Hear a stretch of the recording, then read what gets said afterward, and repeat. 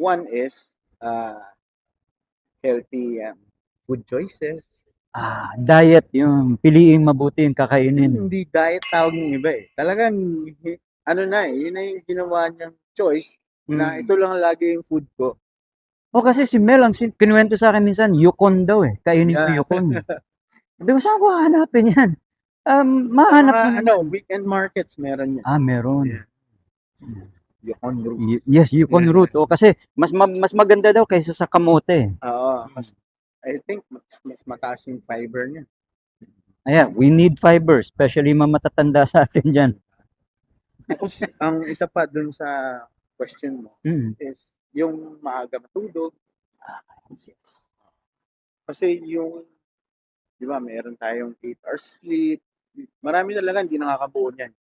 Pero kung quality ang sleep mo, di ba, maaga ka nahiga, kahit anong oras ka magising, parang fully recharged ka talaga. Yun yung one of the many good habits ng mga runners.